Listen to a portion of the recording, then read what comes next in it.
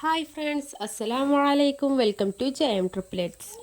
അപ്പോൾ ഞാൻ വന്നിട്ടുള്ളത് വളരെ പെട്ടെന്ന് തന്നെ നമുക്ക് ഉണ്ടാക്കിയെടുക്കാൻ പറ്റുന്ന ഒരു അടിപൊളി ബ്രേക്ക്ഫാസ്റ്റിൻ്റെ റെസിപ്പിയാണ് കേട്ടോ.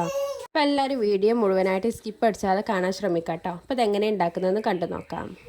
അപ്പോൾ അത് ഞാനിവിടെ ഒരു മിക്സിൻ്റെ ജാർ എടുത്തിട്ടുണ്ട്. അതിലേക്ക് 2 കപ്പ് മൈദപ്പൊടിയാണ് ചേർത്ത് കൊടുക്കുന്നത്. ഞാനിവിടെ സാധാ സ്റ്റീലിൻ്റെ ഗ്ലാസ് ആയിട്ട് എടുത്തിട്ടുള്ളത്. നിങ്ങളുടെ കയ്യിൽ മെഷർമെൻറ്റ് കപ്പ് ഉണ്ടെന്നുണ്ടെങ്കിൽ അതിൽ 2 കപ്പ് എടുത്താലും മതി. അല്ലാന്നുണ്ടെങ്കിൽ ഇതുപോലെ ക്ലാസ് എടുത്തുകൊണ്ടൊന്ന് മെഷർമെൻറ്റ് ചെയ്യാം കേട്ടോ. നമ്മൾ എടുക്കുന്ന ആ ക്ലാസ്സിലാണ് ബാക്കിയുള്ള മെഷർമെൻറ്റൊക്കെ എടുക്കുന്നത്. അപ്പോൾ ഞാനിവിടെ 2 ഗ്ലാസ് മൈദപ്പൊടി ഇട്ടതിന് ശേഷം ഇനി ഇതിലേക്ക് 2 കോഴിമുട്ടയായിട്ട് ചേർത്ത് കൊടുക്കുന്നത്.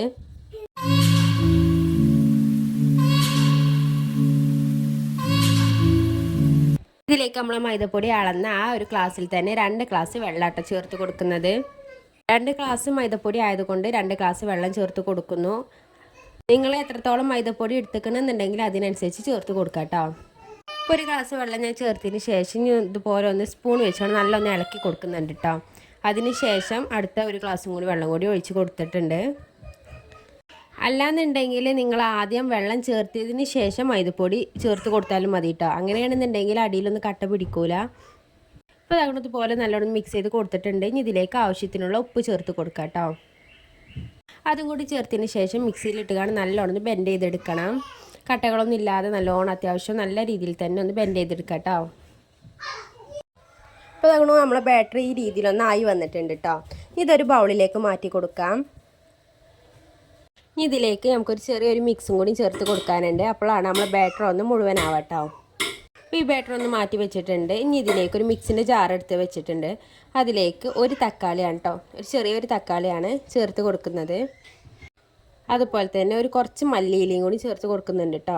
ഇനി നിങ്ങളുടെ കയ്യിൽ മല്ലിയിലയും തക്കാളിയും ഒന്നും ഇല്ലയെന്നുണ്ടെങ്കിൽ ക്യാരറ്റ് ഉണ്ടെന്നുണ്ടെങ്കിൽ അത് ചേർത്ത് കൊടുക്കാം. അല്ലെങ്കിൽ ബീറ്റ്റൂട്ട് ഉണ്ടെങ്കിൽ അതും ചേർത്ത് കൊടുക്കാം കേട്ടോ. അതൊക്കെ ചേർത്ത് കൊടുക്കുമ്പോൾ വേവിച്ച് ചേർത്ത് കൊടുക്കാം. എന്നിട്ട് നല്ലോണം മിക്സിയിലിട്ട് അരച്ചതിന് ശേഷം പേസ്റ്റ് ആക്കിയതിന് ശേഷം വേണം കേട്ടോ ചേർത്ത് കൊടുക്കാൻ. അപ്പോൾ അതുകൂടി നല്ല മിക്സിയിലിട്ട് അരച്ച് വന്നിട്ടുണ്ട് കേട്ടോ. ഈ രീതിയിലൊന്ന് ആയി വന്നിട്ടുണ്ട്. ഇനി ഇത് നമുക്ക് ആ ബാറ്ററിലേക്ക് ഒഴിച്ച് കൊടുക്കാം.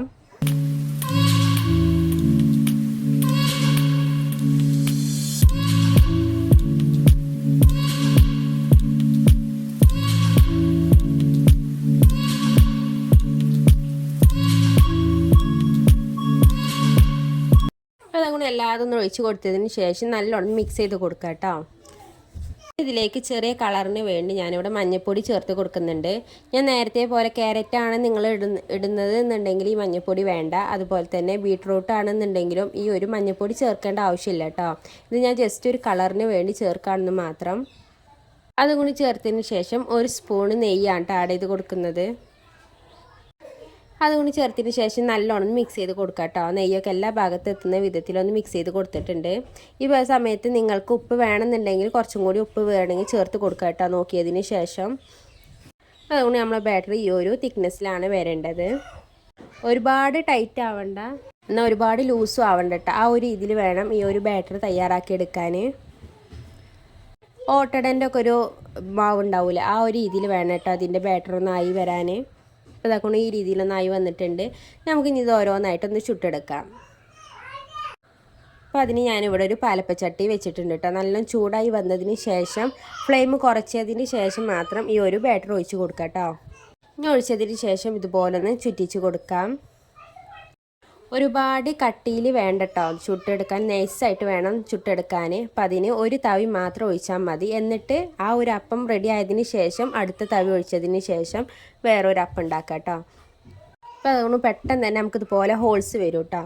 അതിന് ശേഷം വേണമെന്നുണ്ടെങ്കിൽ അടച്ചിട്ട് കാണൊന്ന് വേവിച്ചെടുക്കാം. എന്നിട്ട് ഇതുപോലെ ഒന്ന് മറിച്ചിട്ട് കാണ്ടും കൂടി ഒന്ന് വേവിച്ചെടുക്കാം കേട്ടോ. അത് മുൻഭാഗം നല്ലോണം വെന്തിട്ടില്ല എന്നുണ്ടെങ്കിൽ മതി, ഇങ്ങനെ വേവിച്ചെടുത്താൽ മതി. അല്ലാന്നുണ്ടെങ്കിൽ സാധാ നമ്മൾ പാലപ്പം ഒക്കെ ചുട്ടെടുക്കുന്ന പോലെ ഒന്ന് ചുട്ടെടുത്താൽ മതി കേട്ടോ. അപ്പോൾ അതൊക്കെ നമ്മുടെ ഇവിടെ ബ്രേക്ക്ഫാസ്റ്റ് ഇവിടെ റെഡി ആയിട്ടുണ്ട്. ഇനി ഓരോന്ന് ഇതുപോലെ ഒന്ന് ചുട്ടെടുക്കാം കേട്ടോ. അപ്പോൾ നിങ്ങൾ ആദ്യമായിട്ടാണ് എൻ്റെ ഈ ചാനൽ കാണുന്നതെങ്കിലും ഒന്ന് സബ്സ്ക്രൈബ് ചെയ്ത് സപ്പോർട്ടാക്കുക. ഇതുപോലെ വളരെ പെട്ടെന്ന് തന്നെ ഉണ്ടാക്കിയെടുക്കാൻ പറ്റുന്ന ഒരുപാട് വിഭവങ്ങൾ ചാനലിൽ അപ്ലോഡ് ചെയ്തിട്ടുണ്ട് കേട്ടോ. ഈസി ആയിട്ടുള്ള ഓരോ റെസിപ്പീസുമാണ്.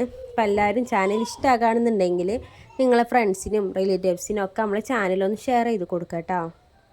അതുപോലെ നമ്മൾ വീഡിയോ കാണുന്ന സമയത്ത് തന്നെ ഒന്ന് ലൈക്ക് ചെയ്തും കൂടി സപ്പോർട്ടാക്കുക. അതുപോലെ കമൻറ്റും ഇടുക കേട്ടോ. ലൈക്ക് ചെയ്താലും കമൻറ്റ് ഇട്ടാലൊക്കെയാണ് നമ്മളെ വീഡിയോസ് മറ്റുള്ളവർക്കൊന്ന് പെട്ടെന്ന് തന്നെ എത്തുള്ളൂ. അപ്പോൾ അതിനാണ് എല്ലാവരും മാക്സിമം ലൈക്ക് ചെയ്ത് സപ്പോർട്ടാക്കാൻ മറക്കരുത് കേട്ടോ. അപ്പോൾ അതുകൊണ്ട് നമ്മൾ ബ്രേക്ക്ഫാസ്റ്റ് ഇവിടെ റെഡി ആയിട്ടുണ്ട്. നല്ല സോഫ്റ്റ് ആയിട്ടുള്ളൊരു ബ്രേക്ക്ഫാസ്റ്റാണ് കേട്ടോ. ഇതുപോലെ നല്ല കുഴഞ്ഞിട്ടുള്ളതാണ്. നമുക്ക് ഈ ബ്രേക്ക്ഫാസ്റ്റ് ഏത് കറീൻ്റെ ഒപ്പം കഴിക്കാനും നല്ല ടേസ്റ്റാണ് കേട്ടോ. ഇനി കറി ഇല്ലാതെ കഴിക്കാനാണെങ്കിലും ടേസ്റ്റ് തന്നെയാണ്. ഇതിൻ്റെ ഉൾവശം എന്ന് പറയുന്നത് കണ്ടില്ല, നല്ല സോഫ്റ്റ് ആയിട്ടുള്ളൊരു ഉൾവശം കേട്ടോ. കണ്ടില്ല, ഇതുപോലെ ആരൊക്കെ എടുത്തിട്ടുണ്ട്.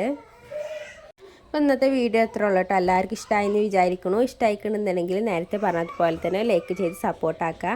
നാളെ ഇൻഷാ അല്ലാഹ് മറ്റൊരു നല്ലൊരു വീഡിയോ ആയിട്ട് വരാം. ബൈ, അസ്സലാമു അലൈക്കും.